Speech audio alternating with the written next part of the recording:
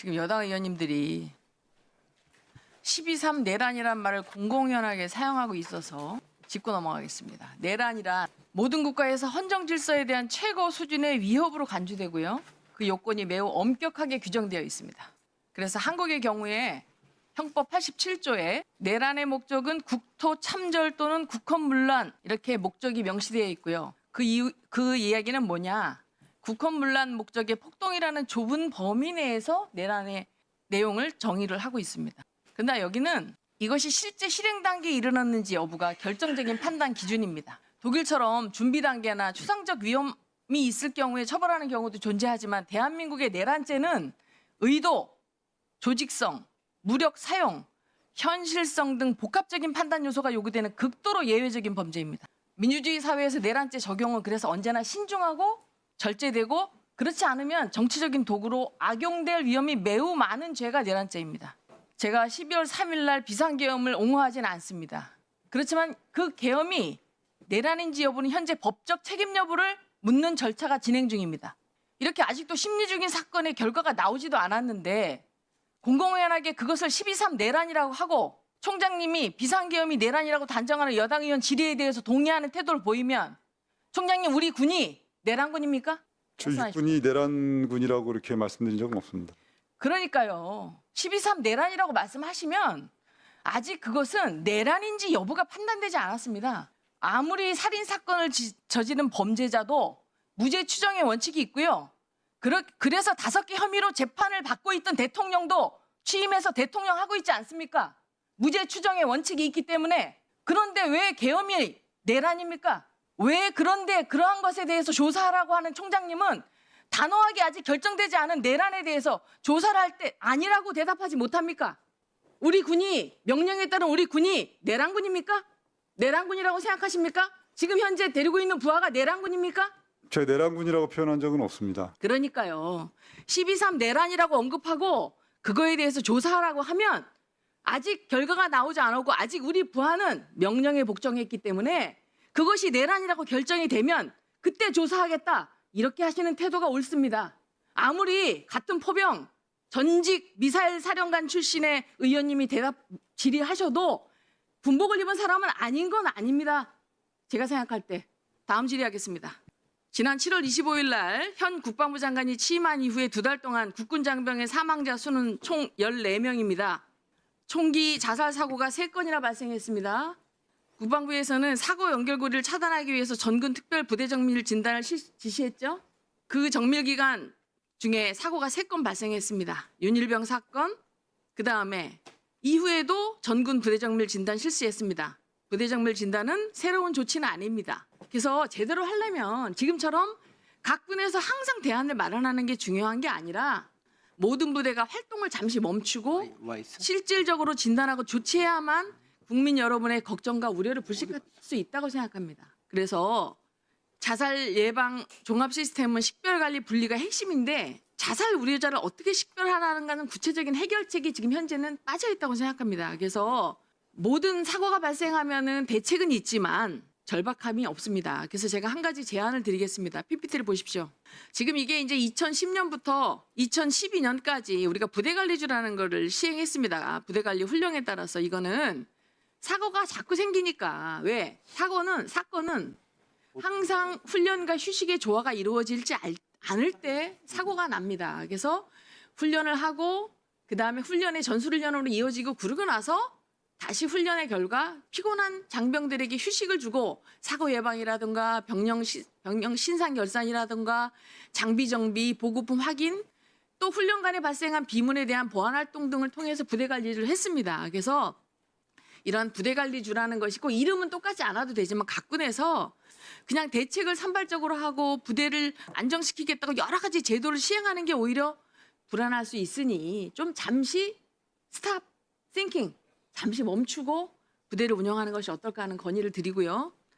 또 하나는 육군 총장님 3월 26일부터 19일까지 사고가 7건 발생했고 5명이 사망하고 11명의 부상자가 있었습니다.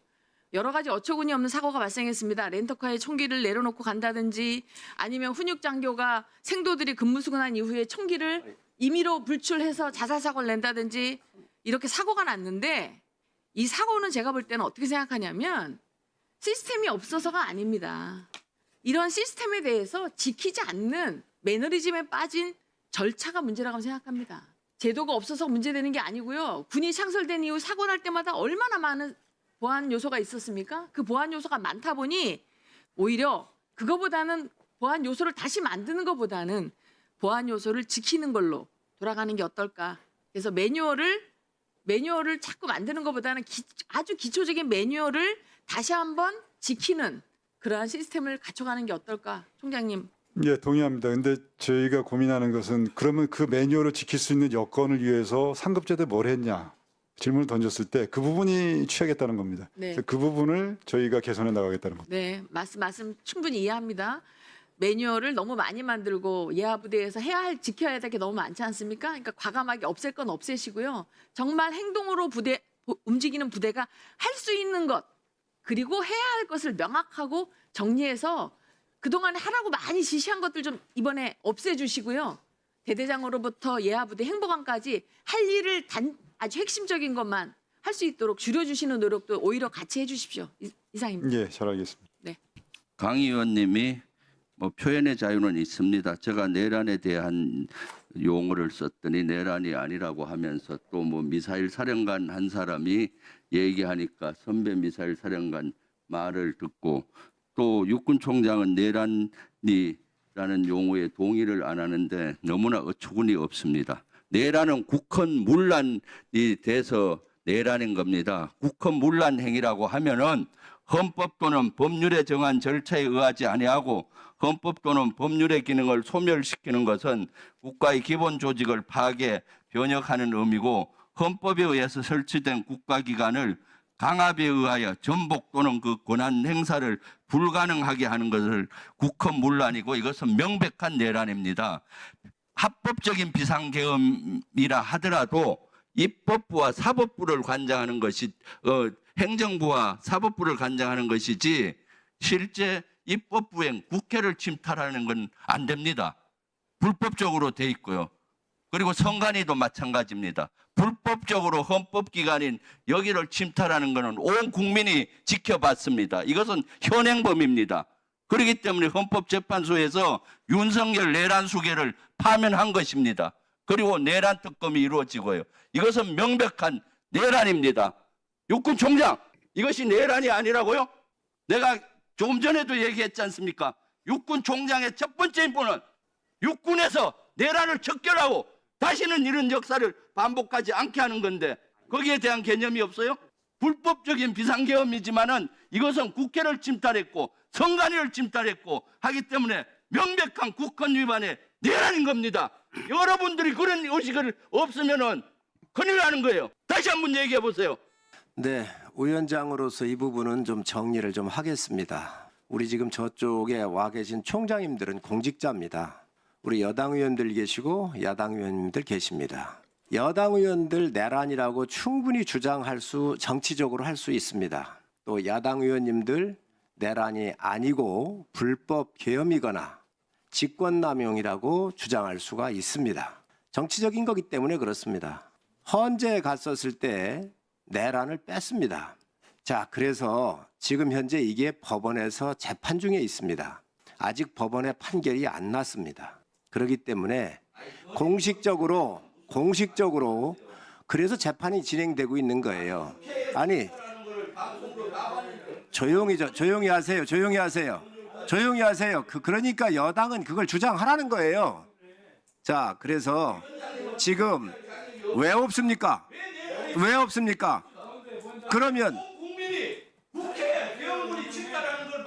그러니까 여당은 주장하세요, 그렇게. 자, 그런데 야당은 야당 의원의 이야기가 있어요. 야당